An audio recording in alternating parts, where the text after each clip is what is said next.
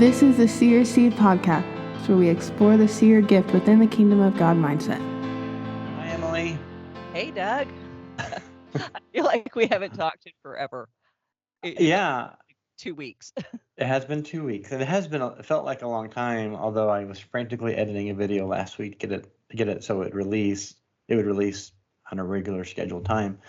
Well, yeah, actually was. That was the first time I actually got one scheduled out. The one tonight will be a little bit late, but anyway. Managers.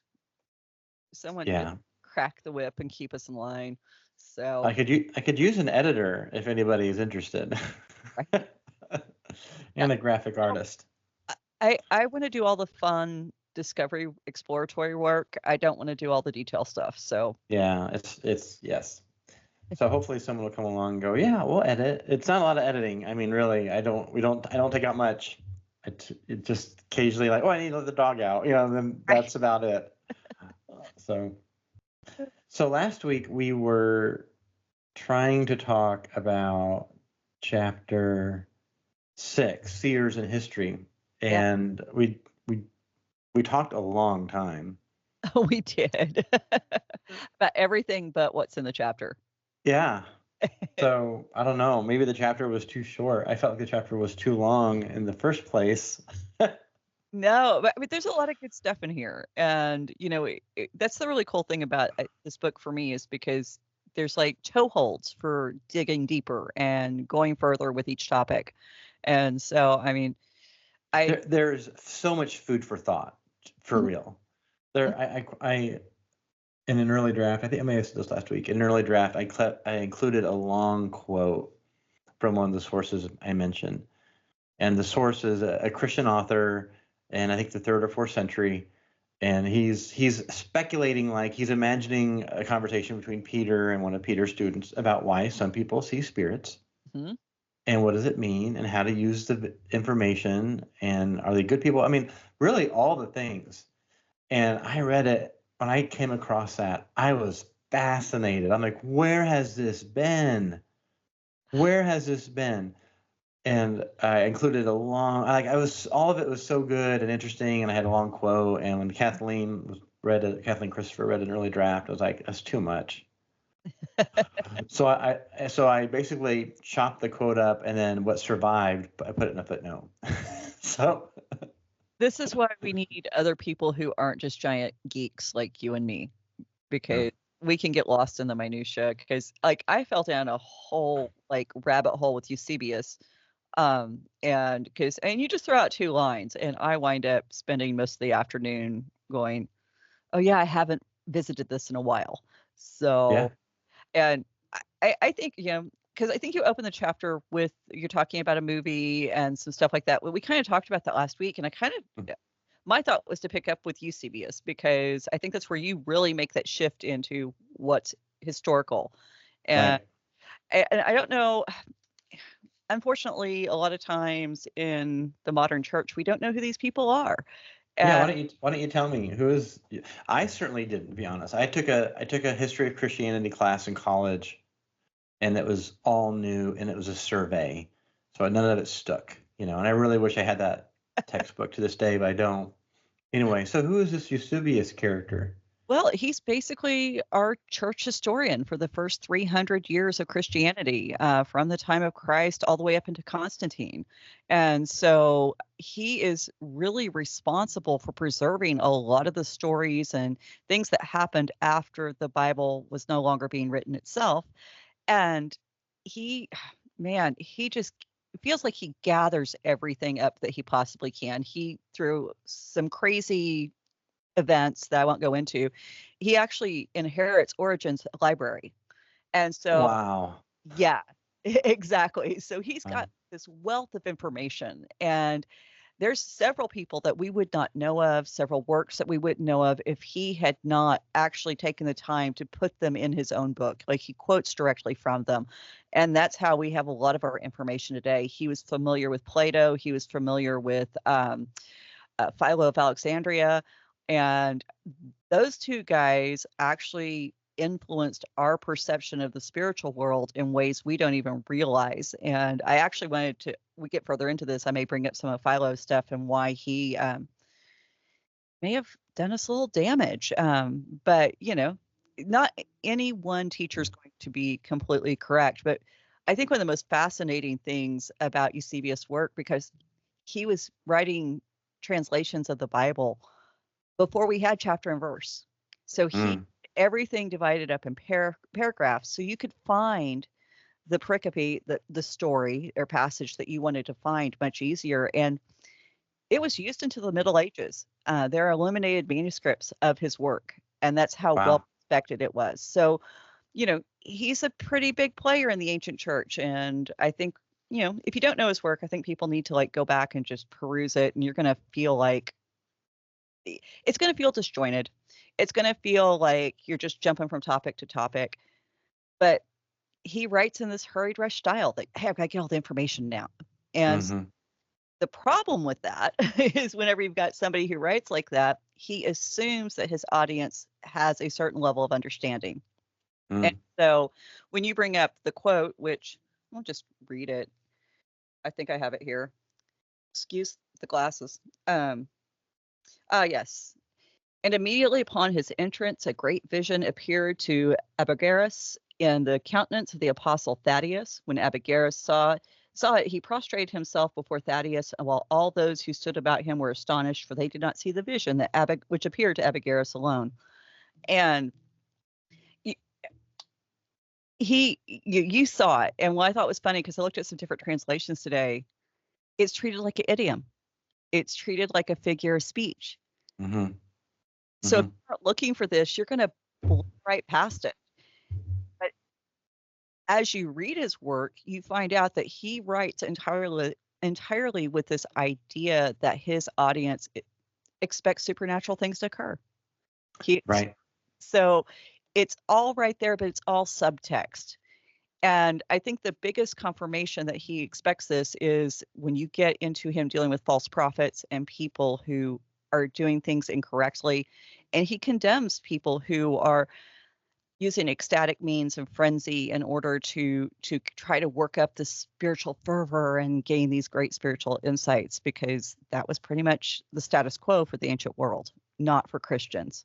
That's awesome. So would you say it's a worldview from what Eusebius wrote to what the English translator gave us, some of them?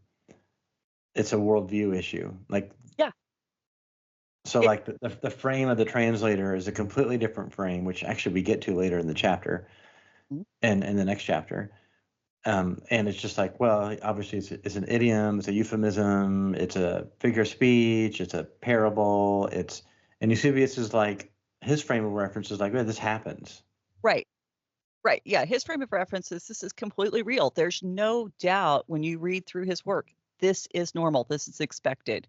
And so he even condemns people who suggest that the supernatural events have stopped. And so, even in that time, 3rd century, the debates we're having today were starting to be held back then. And so I think I don't mention Augustine in the book, I don't think, but it's really not in the chapter. But I know at one point in his life, after he converted, he was basically a cessationist. He didn't believe the gifts of healing for today in the 3rd century. And then he experienced it in not his personal life, but like a relative. And then he's like, okay, I was wrong about that. And which is good for him for admitting, but his supernatural experience changed his theology. But for Eusebius, I mean, I love how solid he is. And just it's on us to adopt his cultural framework to read his text, just like we attempt to do with the Bible. Yeah, we have to be so careful. And I think this is one of the hard parts for me especially when I first started reading the Bible and really studying it as an academic, was starting to really pick apart those threads where my modern worldview had influenced how I thought about things and how I perceived reality. And, we're so quick to gloss over those parts that make us feel uncomfortable. The Heiser quote, if it's weird, it's important. I mean, if we will actually stop and ask ourselves, is this weird? Or is it just because I've read it so many times, I've reinterpreted it into a way that I can palate, and it doesn't make me squirm. And Hmm. so, yeah, and I thought it was interesting because I the original version, and I should have written it down when I was reading and looking for the quote in context. I couldn't Yeah. find. Yeah. I kept going right by it. I'm like, where is it? And I had to compare every word till I got to that part, and then it was just kind of a little. It wasn't wrong, okay? Don't get me wrong. The translator didn't do the wrong words in that place, but just the little tweak, the little shift of emphasis changed the meaning completely. Mm. So That's so fascinating when it comes to translations. That's so interesting. it is, and I stopped myself because I wanted to look for manuscripts in the original language and start. I'm like, no, no, Yeah. no. Well, and I have a note in there like there needs to be more research. Somebody needs to take, maybe it should be my daughter, and she doesn't like history that much, but somebody should take up this mantle and go through and look, because I don't read Greek. I'm beholden to the translation that I found, Mhm. and I was rushing because this is one chapter in a several chapter book. I was just trying to prove an argument, and I was rushing. But what else is there? Well, and that is the beautiful thing. We live in a day and age where there are multiple translations. And I know that puts a lot of people off because they think, oh, no, how do I know which one to trust? Well, you don't trust any of them completely. You, Hmm. but you do trust all of them. I'd say, 97%. Uh, and I totally made up that word, that Hmm. percent there. So you compare. You compare across the board. You look at the way different translators has handled it. If you have 3 or 4 different translations that are significant, then you can say, okay, this is a difficult text. Because Yes. the beautiful thing about the day and age we live in, anyone out there who publishes anything is up for scrutiny. We can go back and check translators' translations. I just saw a critique of the Passion Bible. Oh, That got yeah. shredded. It rightly Yes. so. Yes. And so that's the beautiful thing about today. When it came Yeah. out, went no. And Yeah. I'm not saying that that's a great litmus test because there's other good things that have been shredded too. But when you've got some reputable sources The saying pa- there's an issue. just as a footnote, the Passion Bible, they call it the Passion Translation, which is a problem. It's Yeah. it's it's an interpretation, Yes. not a translation. So they should just say that. It's the Passion interpretation. And It's not a translation. if we want to be dogmatic, all translation involves a little bit of interpretation. But at this Yes. time, you as a scholar, as an academic, you're supposed to temper that. And that's the other thing too. Most Bible translations are done by committee, and they're Mm. by committees of very brilliant men. And so they are going to check each other. And women. Yes, yes. That's changed. Yeah, that's kind of been one of the big changes in the past century. Yeah. So I love that. But yeah, so I just when I was reading through that today, I was like, oh man, we just need to really pay attention to how things are worded because sometimes we have to really be on guard for that. And I'd read that like 20 times before. It wasn't until I like pulled out I've got to have the bigger picture deck. I mean, Yeah, I footnote, and maybe the footnote needs to be more detailed of exactly where I found it. I can't remember what the footnote says, but I do source it. you do. You just have to look for it because I found a digital copy, right? Yeah, and I had the hard copy on my shelf, so it didn't. Yeah. That's so cool. I love it. I love that you check this stuff. This is why I footnote. This is why it's text. Check this stuff out because it's so, and it's interesting too.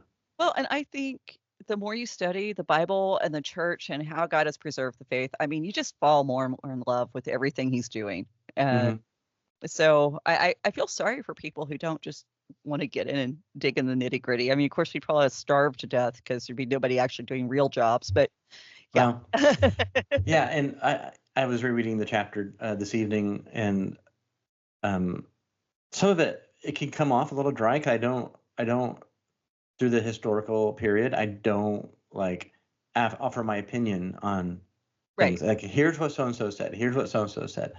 because I'm making an argument about something, and I just recently I was reading something, I don't know, just news, and they just throw in adjectives now. Mm-hmm. Like it's so hard to get just news without opinion filtered in, and Yeah. it's just hard. So while some people might find it dry, I find it really interesting because you know what, it just there it is. Well, I think too, it's affirming for those of us who are seers to know that there was a period in time where we could be appreciated just for who we were. Yeah. And, and everybody wants that. And so you talk some more about that, because one of the questions you actually asked was something about who asked the question. I don't know if it was in a quote or something you said, but seeing a spirit, were they dreaming or mad? Yeah. That's what people were debating in the 3rd century. And yeah. How many times have kids come in and said, "Hey, I see something in the corner of my room. Oh, you must have been dreaming." Mhm. Yeah, every seer has heard that. And then the next thing is, "Oh, have you taken your meds? Have you seen your counselor?" And it's like, "Yeah, guys, I've done all that." And so, but I thought it was really it's amazing how common to the human experience this is. yes. Like like the same debates, the same. One of the texts was arguing like, well, can seers, like if you see demons, does that mean you're a bad seer? And if Yeah, you see angels, does that mean you're a good seer? that's actually on my next page of notes, because those, yeah, Let's lean into it. Let's go for it. Unless you want to go back to Philo, because I'm interested in what you had to say about Philo. oh, well, we'll get there. Okay. All right. Good. Because, well, okay, you know what? Just so I don't get confused, you're Mhm. just have to hang on for the ride. The but the madness thing, Mm. that was okay. This is where Philo really kind of like gave us a little bit of a trip up here, because for those of y'all who don't know, Philo was a Jew living in Alexandria, which was Egypt, but it was being ruled by the Ptolemies at that point in time, who were part of Alexander the Great's generals. They had come over and taken that area, and they were Macedonian. They were Greek, and so they brought all of this great Greek philosophy and understanding. And Philo really tries to marry the two together. And when he puts the two together, he undercuts a lot of Jewish understanding of prophets, and that Mm. directly plays into how people see seers, because in Greek religion, prophets were not in control of their minds and bodies. They would completely vacate themselves. It was a loss of self-consciousness, so that their gods could inhabit their bodies and take over. And so Philo tried to marry these two ideas. He tried to bring them together. And in Jewish theology, there's no place for that. There was no Right. place for what we would call ecstasy, Right. enthusiasm. The word enthusiastic or enthusiasm comes from entheos, the idea of having that God inhabit you. And so that was where this idea of madness and operating prophetically, whether we're talking about a pronouncement or seeing, there's got to be something wrong with you. And Mhm. of course, Philo is really drawing from some Greek ideas and philosophies and not sticking to his Jewish roots. And then the church fathers loved Philo. They even referred to him as their brother. They considered him to be almost Christian. And so he really impacted the early church fathers' views on a lot of the stuff, which kind of leads into this idea that you cannot see things in the spiritual realm without somehow being polluted. So, uh, That's fascinating. yeah, isn't it? It is. It was a That's fun day for me. yeah. Wow. Well, and I honestly think anybody who really wants to research this further, and as far as its connection with prophecy, if you really want to get deep with it, get Abraham Joshua Heschel's book, The Prophets. And, you're going to think a lot of it's dry, but then there's a lot of it you're going to go, oh, this makes so much sense. And he has not a whole lot, but a few things on seers that um, really makes you see how they were part of the Jewish tradition, because they actually perceived this information through their senses, hearing, seeing. They were touching it. They were understanding what they were seeing and seeing a deeper spiritual truth underneath, which the Bible's full of things like that. And Jeremiah in the first chapter, he sees the almond branch. It's just Mhm. a branch. And God says, hey, here's the spiritual truth behind it. He opens his eyes to see what's going on, or the pot and the incoming invasion, how those two go together. And Just a context so God tells Jeremiah, go outside and what do you see? And so he goes outside, and for some reason, a modern way of describing it would be the almond tree or branch was highlighted to him. Hmm? And then he said, well, here's what that means. And then he said, now go inside and what do you see? And he sees a pot boiling towards the north. Well, here's what that means. But obviously he sees more than that, but there's something spiritual about that thing. There's something and he's hearing it, he's experiencing it. So that's where it's so interesting. Yeah. And I had a similar experience once. Ty and I were looking for houses, and I don't think I've shared this. I don't know if I shared the story with you. I don't think we've recorded it. And we walked up to the house, and all of a sudden, I couldn't see anything, but I just got that sense. And I'm like, ooh, this place is owned by a witch. And as we were walking up, I saw a nuthatch sitting on an empty feeder.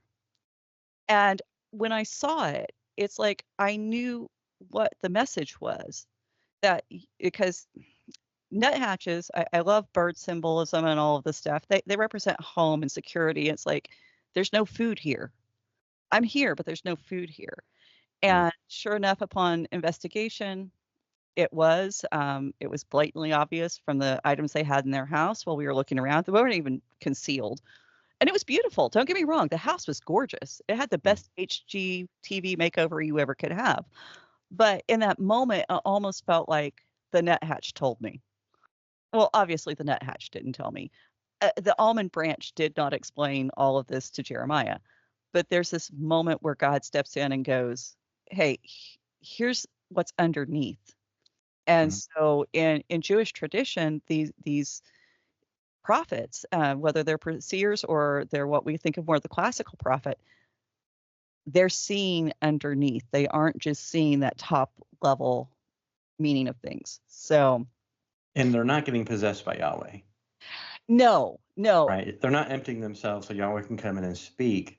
They're receiving a message from the Lord through the I'm looking at a purse hanging on the back of this door, through the purse. Like it just highlighted, so there could be a message conveys, and maybe the message is this podcast is going to have like something valuable inside it. Yeah, I keep looking at it, and then is that a prophetic word? I don't know. But that's just kind of how it works. If that landed on you or whoever's listening, pay attention because there's something here for you. Well, and anytime we speak truth, by the sheer definition, we're speaking prophetically, and a lot of people get that. But yeah, in this idea, it's not that God takes over to the point that you are erased as a human individual. You're actually getting the chance to partner with God, to participate in what he's doing. And that's the beauty of our God versus these other gods, where the gods came in and took over. They erased the individual. The individual had no value and nothing to add to the process other than as a microphone. And here our God says, no, I want you. And as a matter of fact, Heschel even brings out how the personality of each prophet is brought forward even more in the act of prophecy, because if you read Jeremiah and Ezekiel at the same time, same audiences, same time period, same circumstances, but coming from two totally different people in personality and experience. And so it's a beautiful lesson of how God has room for all of us. It's like this is an understatement, but Jeremiah is just beautiful poetic mind, and Ezekiel is like an engineer. Yes. He's like an engineer in his descriptions. It's just it's just almost a schematic. And anyway, it's brilliant. That's great. That is what you're speaking to, Emily, is the identity of what the definition of being the image of God. It's like you are partnering, like literally partnering. God's empowered you, and whenever he moves through you like that, or with you, you move with what God's doing, you are truly human. Yes. You're Adam in the garden, naming the animals. You're being truly a partner. And isn't that fantastic? That's good Mhm. news. It is. It's I, so good. Guys, It's I think so often when people talk about Christianity, they think we're trying to erase the individual, and we're trying to make no, conform to this standard of living and being that's so counter to humanity. When you don't realize, no, we're actually calling and saying, come back to what you were originally created to be. And right. so, yeah, but these are the fun things to talk about. So, Yeah, this is so good. I'll put a link or I'll put a note in the about that book, The Prophets, uh, so people can get it. So I'm looking. I haven't read it, so I need to get it as well. well, and I should probably put the caveat out there. Abraham Joshua Heschel is not a Christian. He was a Jewish philosopher. So you're Mhm. not going to get a Christian perspective, but he understands the Hebrew text so well. And so, take it for what it is. And he's done a lot of work in thinking about God's word. Maybe not with all the proper pieces in place as we would think of them, Mhm. but, eat the meat, spit out the bones. And That's absolutely right. You have to, and because the prophets were written before Christ. exactly. And I kind of see that when I read Jewish sources. It's like they're kind of like the ones before Christ, that they don't Mhm. have Christ yet. And maybe, you know, God's going to work that out, man, because I know he still Yeah, loves Jewish people, and I'm not, you know, not writing them off yet, and especially when you got great minds like Heschel. So if yeah, you that's want great. stupid, read Heschel, okay? So, but then he moved into some Tertullian, and I mentioned some of the things he said about Mhm. women on the last episode, and I just wanted to point out once again that if there was ever somebody to discount a seer, he had the Mhm. framework for it. His whole theology about Eve was she was deceived, and all of the women after her were deceivers. And so, Where did he get that idea from? oh, yeah, probably a Like, guess. You I think he was pre-Augustine, I believe, wasn't he? yeah, I think. Tertullian. Yeah. Well, and I mean, okay, obviously Paul points blank says Eve was deceived, okay, but being deceived does not make you evil. Right, right. But I mean, I'm just joking. 'Cause it comes. I mean, there's some rabbinical tradition. There's lots of traditions, right? Yes, yes, and the rabbis, well, that's a whole other topic, Doug, because it's a convoluted matter. But yes, But um, they're all at about the same time. I mean, like there's a lot going on in the world when Tertullian is writing, and he has his ideas about women, mhm. and we have now amongst us a sister. That's how the quote starts. That's how cool this woman was. This is how Yeah. awesome she is. He doesn't call her some, a temple over a sewer or anything like that. He, she's his sister. So I love it. Oh, that's funny. But yeah, she can. You want to read it? Like she converses with angels, sometimes even with the Lord. He just says it, Mhm, and then he adds, "Well, yeah, we measure everything she says to Scripture, mhm. which is what you should do." Yes, exactly. And evidently, all the measurements came up right. That's huge. And I think if you aren't familiar with any of his work, you don't realize how huge it is that he's saying this. I'm not familiar with Uh, his work, so like he says really toxic things about women, and uh, not. toxic masculinity. Is that what it is? I actually hate that phrase. I know. I'll probably edit that out later. Well, we have a term for that. It's called misogyny, and masculinity is good. So I Yes, it is. I think we undervalue it. So, but yeah, for him to say this is almost like a 180. And I have to wonder, what was she saying that changed his mind so profoundly? Maybe she said, according to scripture, you can tell the spiritual condition of a man or a nation by how they treat women. Maybe. I don't know where or what time in his life he wrote that, but that's interesting. That'd be interesting. Again, how did this impact his view, or did it? Did it change subsequent writings? I don't know. Yeah, because I didn't take time to track this down and see whereabouts in this writings this came up. That would be an interesting study to see. But I have found that to be true, that a lot of the church fathers who are so anti-woman on the surface, when you dig beneath the surface, they've always got some woman who is right there that they value. And so, don't let the stuff people say in the heat of the moment throw you. And that, I Right. think, is true for anyone. But where did we go after Tertullian? Because I didn't have a whole lot to say. I just wanted to point that out, that she was just a massive influence. Oh, I think this is where we get into your questions. So if someone, can a good seer sees, if a seer sees demon, does that mean their seer is evil? Do good seers see demons too? Can a sinful seer see angels? Does do sinful seers see only demons? And how can you trust how can a seer trust what is said? Okay. Yep, the third century writer who just has these questions, and he writes out a narrative. Yeah.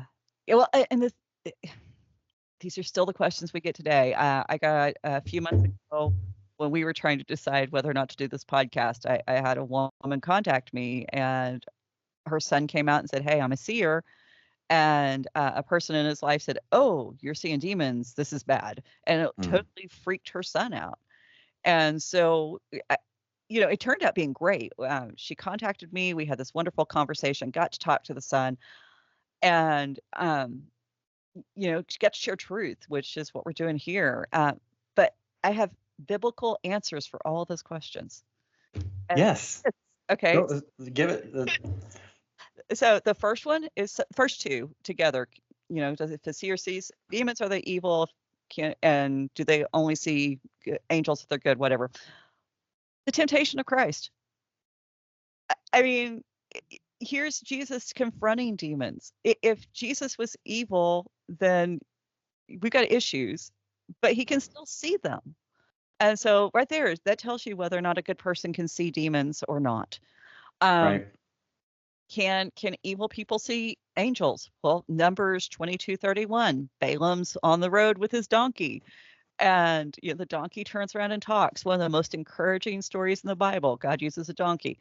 And so, and God opens Balaam's eyes, and he sees the angel. So if he was purely evil, we know he was purely evil. He does evil things, but he still sees that angel.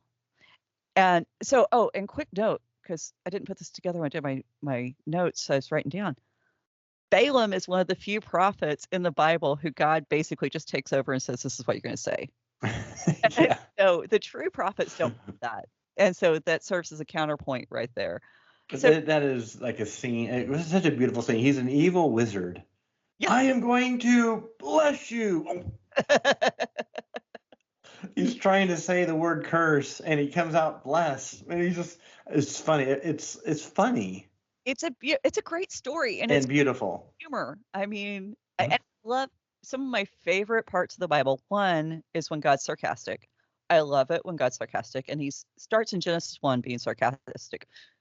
His humor is my other favorite thing, because we need to see that in God. I think we forget that that's there. But yeah, I mean, right there, we have these wonderful juxtapositions of Jesus and Balaam. And, I think there's another book in the Bible that juxtaposes the two and draws these wonderful contrasts. So, yeah, what you see does not say anything about who you are. I think everybody who's ever seen anything needs to know that, because I've seen some horrible, horrible stuff. I've probably seen more ugly stuff than good stuff if we're talking about number of occurrences. If we want to talk about the weight and the sheer brilliance, then the good stuff far outweighs the bad stuff. And I think God's going to speak to us however we need to be spoken to in that moment. And so, I think the final question is probably the big one. How can a seer trust what is said? You got to know your Bible. You got to know, have the right worldview. You got to know the idea is to think more like the Lord. Well, and the way to think about like the Lord is to get in the scripture, get good teaching. Have good friends. That's huge. And have friends that make you go, I don't know what you're talking about. Make friends that make you feel stupid. And I think we kind of shy away from friends like that. Friends who have experiences that you don't have, because they're going to have a different viewpoint that's going to help fill in the pieces you're missing. And the other thing too is, if you ever feel pressured by one of these things that you're seeing to do something, like right then, hurry, hurry, hurry, you got to do it now. It's probably not God. God's going to give you a second to back it up, check that verse out, pray about it, look and see, does this align with his word? That pressure, that sense of urgency to drive you into making stupid decisions, that comes from the enemy. Right. So, right. If you have a dream, to illuminate on that a little bit, if you have a dream or a vision about like changing your career, going into the mission field, talk it out with someone first. Mhm. Don't make a split decision, because you may be misinterpreting the message. Yeah. Yeah. I've done it. I've misinterpreted messages, but I know people who've just derailed their whole lives, and if they would have taken some time and prayed about it more and talked, they would have saw that they misinterpreted the message, and that's not on God. Right. Right. My wife earlier texted me something yesterday, and she mistyped something. I thought I understood what she was saying, but I went with what she typed. Turns out my thought was correct, and it just led to some frustration later, if that makes sense. Mhm. And it's like if I would have just said, "Do you mean this?" Yeah. Instead of just being so like, I don't know, if it's being stubborn or something. Instead of just like, if I would have just asked a question. Wait, Lord, do you really mean that? Like, for real? And I think a lot of people are really scared that God's going to get mad because it's not instantaneous obedience, that they feel like they maybe, they are hearing from God. And again, Satan poses as an angel of light. We've got to be careful.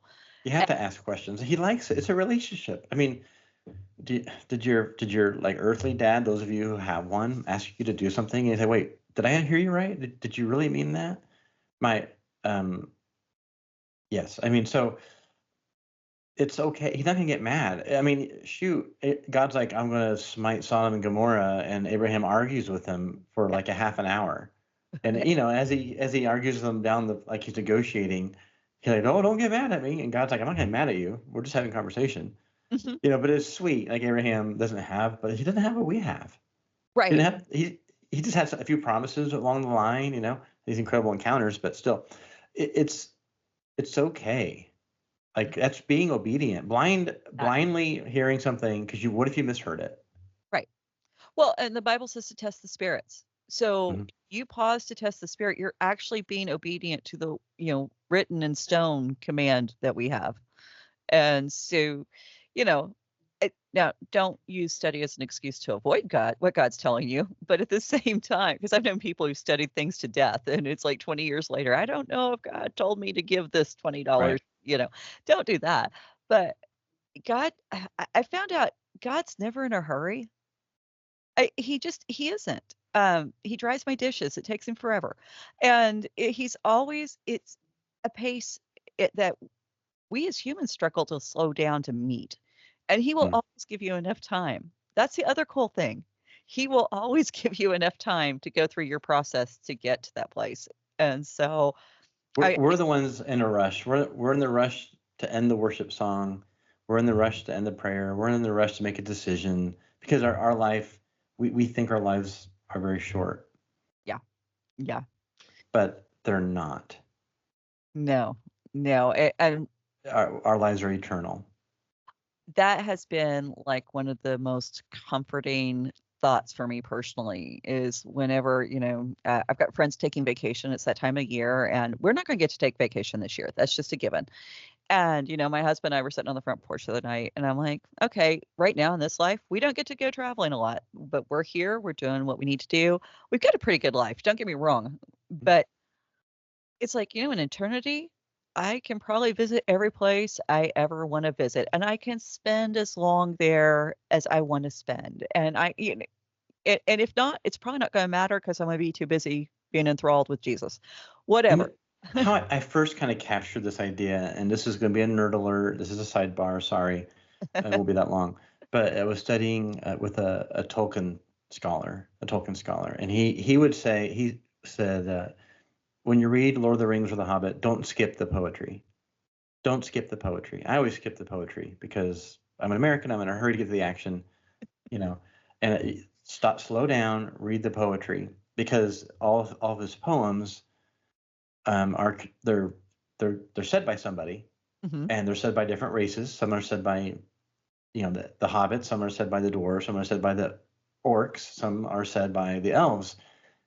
And I always thought the elvish poetry was very strange. I just glossed right over it. But he said, don't ever skip the poetry, because you're learning something about the culture when you study the poetry. Like he's put a lot of thought into this world, and so you learn something about hobbit culture, you learn something about orc culture, dwarf culture, and elves. And so what's strange about the elves is one of the poems in the Hobbit, it says like the river is running. The river is running, and he's just they're in a forest and they're just observing, like the wind is blowing, and I can't remember the rest of it, but the fire is burning, and like they're just observing things. And I'm like, well, it's such a stupid poem. Who cares? The river is running. Yeah, the river runs. The river's gonna run forever. And like, yeah, well, in that world, the elves live forever, and they take delight in things like the river running, like the tree is growing, and they just take delight in things. And that's just, again, these are fantastic fantasy creatures. But I was last night with Zoe, my daughter, my youngest daughter. We were out back and we were looking at the full moon, and we were just looking at the moon and then like some trees, and she said, man, that is beautiful. And I said, I know. Like, and I was observing, like, we're not in a hurry. Like, we were going to watch a show later, and it was late, but I'm like, this is a beautiful moment where we're just looking at nature. You can see the moon all the time, and just like, and God made that. Yeah. And she was just marveling too, like, how can anybody think this is an accident? And I'm like, right. I know, and I was walking. Sometimes I walk barefoot outside, and I just like, oh, the grass is soft. Oh, the grass is hard. Like, I'm taking pleasure in this. Why? Don't you have things to do? Yeah, I have an insane amount, and if I get caught up in the insane amount of things I got to get done, that's where anxiety comes from, and partly it's being responsible. You have things you got to get done. Balance. And in the moment, you can take time and sit on your porch and notice the river is running, the wind is blowing, and just take delight in that, because you are eternal being. You're an eternal being. Yeah. And yes, you're this thing is going to wither away. And maybe tomorrow, maybe in 50 years, who knows? Unless the Lord comes before then. But eventually, you're going to be in a body, and then you can just sit and you can enjoy. Yeah, yeah. And people who don't like if you don't have the Holy Spirit in you, this is the good news. Like, you can be truly human now, and into eternity, even as our body aches and pains, and we can't see, and all the things. You can still take delight because you have the joy of the Lord. Like, it is our strength, and that the Holy Spirit, he gives us life, truth. Anyway, sorry. Okay, back, bringing that back in. Yeah, because I'm like right there with you, and I'll throw my 2 cents in. I think part of us losing our ability to be in tune with God is being inside these artificial walls with artificial lights and artificial environments. And you want to talk to someone who prays, go talk to a farmer. It just happens. And they watch the clouds. They pray either, thank you, Lord, dear Lord, no, please. It happens. It's something that they cannot escape. And so when we lost something when we did that. So yeah, where are you going to find me? Almost every freaking day of the week on my front porch watching the chickadees and the titmice, because it makes me happy. And so that's where I was reading earlier when you text, because why not? Right. But yeah, so you skip forward in some time up to. Yeah, I skipped the Middle Ages, because the medieval period, the Dark Ages, because, well, there's incredible amount of stuff there, and it's just hard to know. Yeah. What is real and what isn't. And I thought, okay, we're trying to make a point here, so someone needs to do the research and look into it. the medieval period is fascinating. Medieval worldview is highly supernatural Mm-hmm. to an extreme, and probably claims of supernatural things maybe didn't always happen, weren't always there, Yeah. and yet claims were also there. Like, it's all over the place, right? So I skipped 1,000 years to where it's hard to find things in English, a lot of things in French and German in the medieval period, and old, but hard to find things in modern English translation. So yeah, I do skip a time. Yeah. Well, and I think that's probably where a book like, and I can't remember the name, so forgive me, but The Celtic Way of Christianity would fill in a lot of those holes. How the Irish Saved Civilization. Those are Yep. books.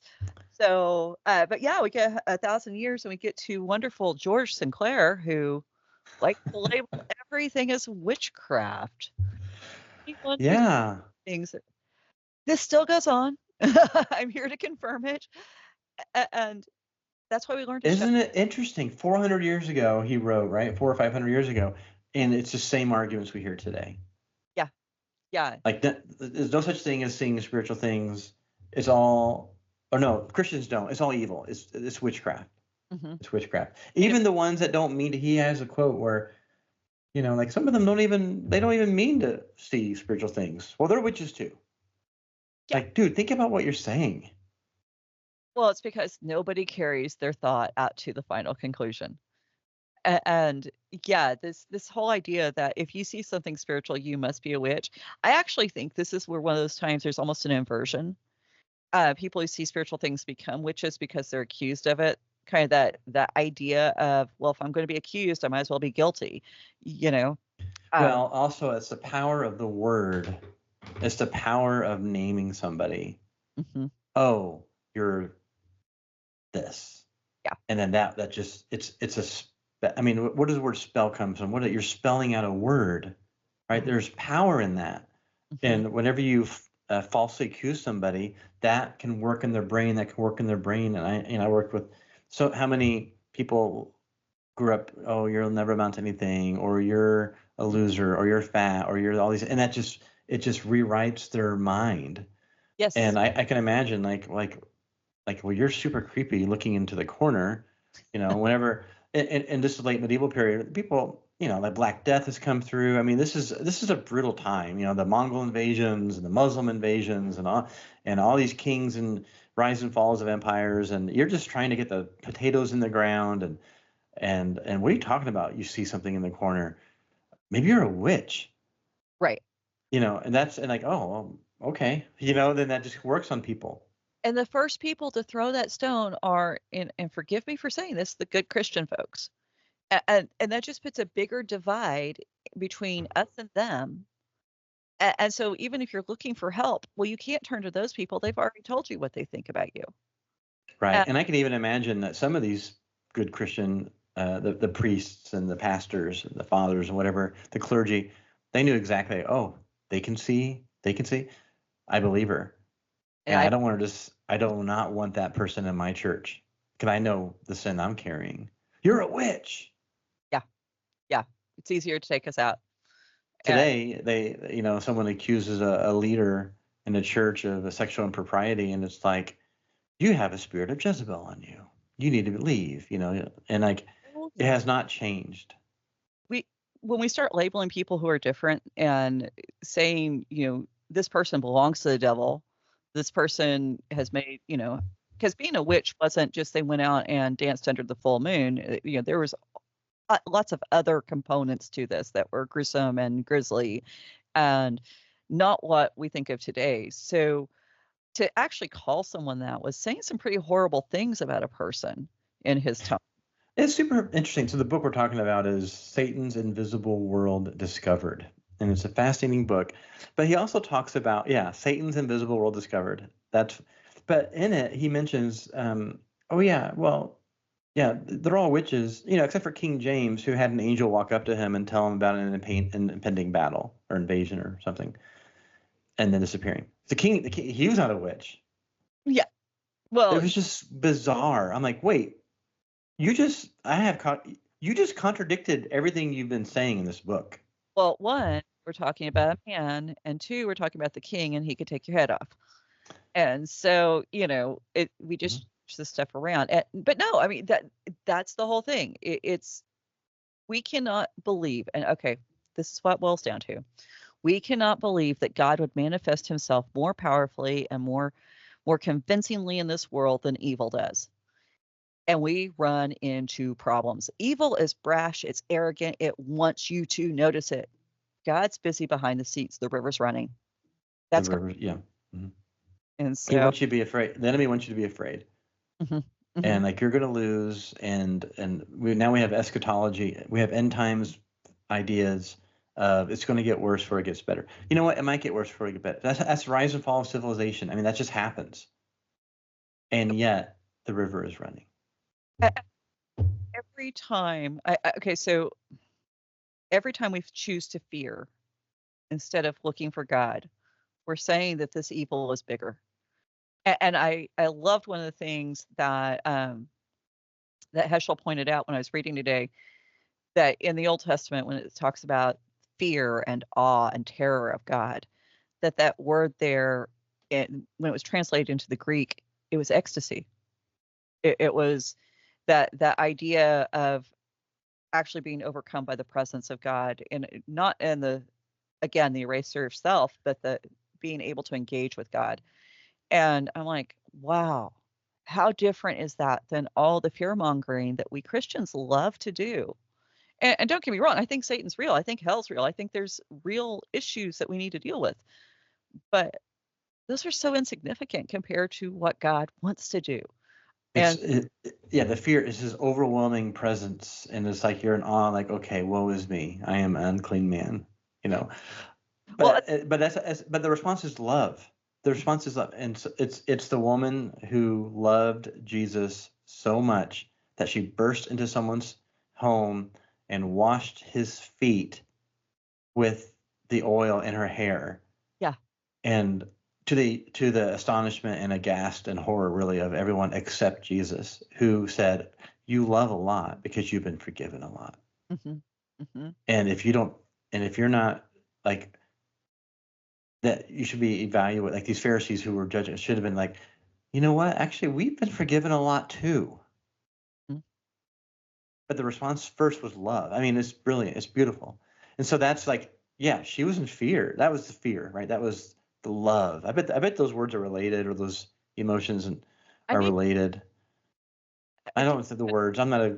word person, but No, we'll I have to look. bet, yeah, Herschel, like I wonder what he would say about, in Old Testament love. Say it again. Heschel. No R. Heschel, sorry, Heschel. Yeah, sorry. No, but no, because autocorrect always wants to change that. The other quote you had in here that I thought was so fascinating and so very telling was from Reginald Scott. But you shall understand that these bugs, especially, are spied and feared by sick folk, children, women, and cowards, which through the weakness of mind and body are shaken with vain dreams and continual fear.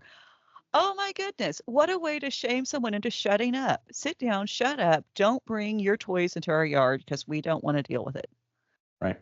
I is there any wonder you don't hear about seers in the modern church? Yeah. Uh, And Reginald Scott said they weren't. So he was writing in 1584, and he said in his book, The Discovery of Witchcraft, that is all fake.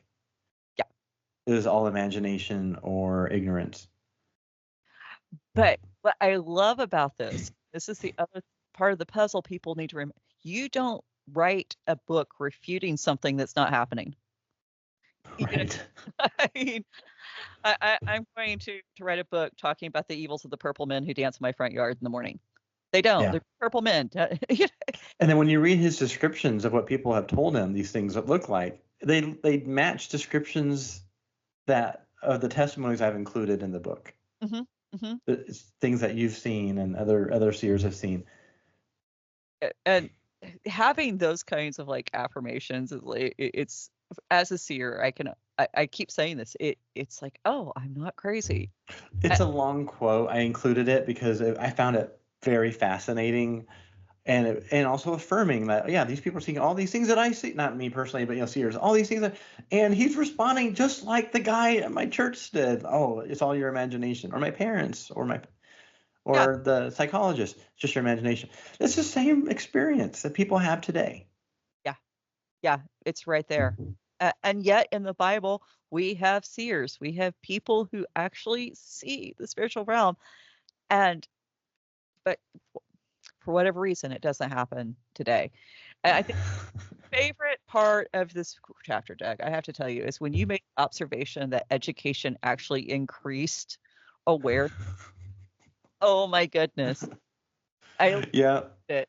I said, well, surely in the Enlightenment, when people became more rational and you had more people could read than ever, more people could write than ever, there would be probably like all the accounts, nobody would be writing about this sort of thing.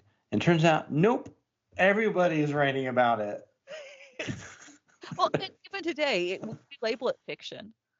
But what does everybody want to read about? I mean, either true crime or fiction. Yeah. Sci-fi, fantasy stuff. Mm-hmm. We, I mean, the people in their letters, and we're talking the 19th century Mhm. in the West, and now not even English translation, it's just English.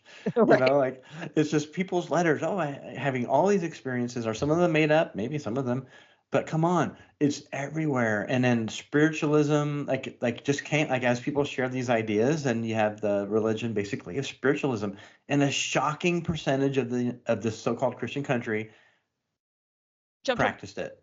Yeah, practiced it. With more enthusiasm than they went to church on Sunday morning.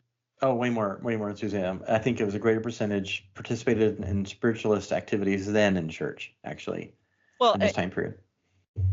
and I think it's kind of really actually better in some ways than like the half-hearted way that a lot of people practice their religions today. I mean, I've got my friends with their dream catchers that were made in China. Don't get me started on that, or their crystals or what have you. I mean, it's like people aren't even excited enough about the kitschy, cool things that we have to invest in that.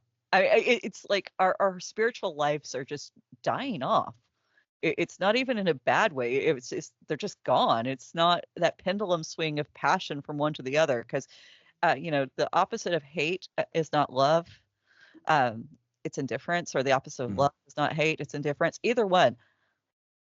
And we're kind of getting to a place of indifference. And so I see anything goes, really. Yeah.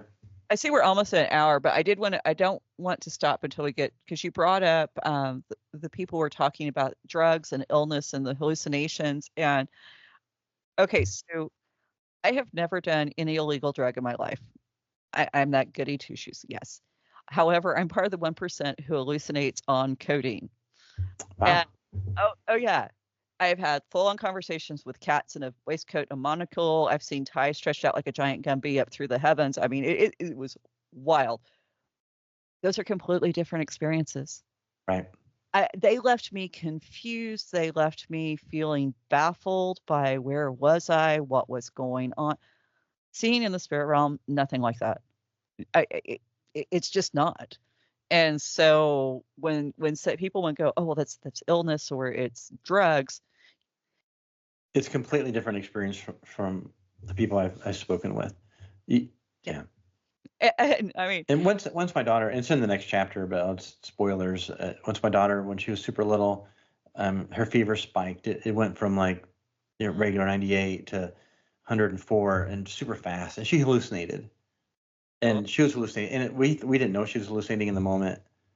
But it became clear. Like our discernment was like, there's nothing bad in here, but she was freaking out, and then it stopped when the fever spike stopped. The hallucination. So brain chemistry is something, but it is a completely different experience than seeing. Well, and I have been with 4 people when they died. I've taken care of 2 others leading up to their death.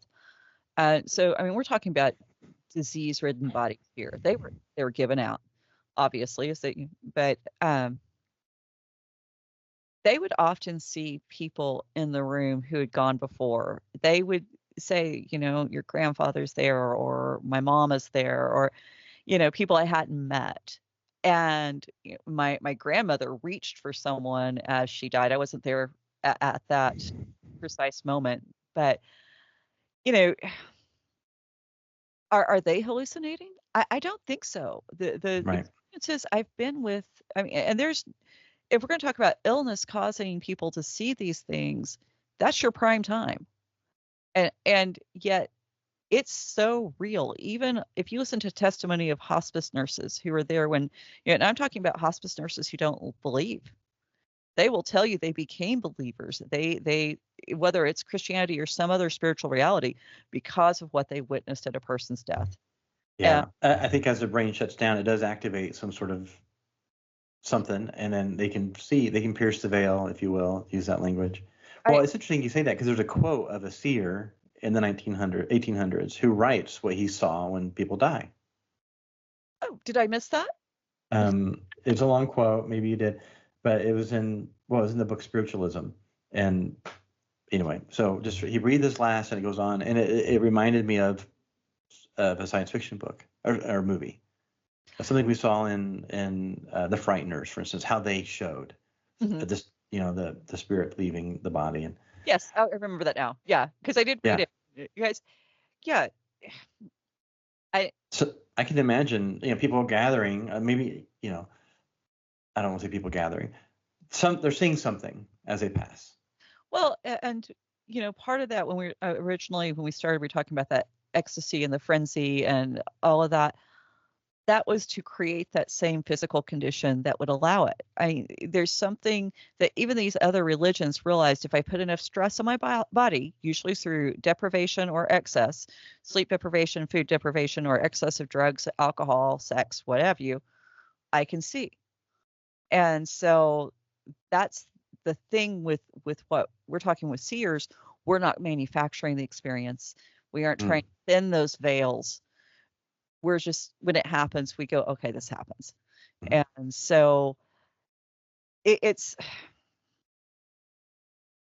as Christians, our whole premise of our belief system is there is a spiritual world and it's real. And we need to be comfortable with this being another expression of that. At least Amen. I do. Right. Yep. And if you want to learn more, come back next week. Because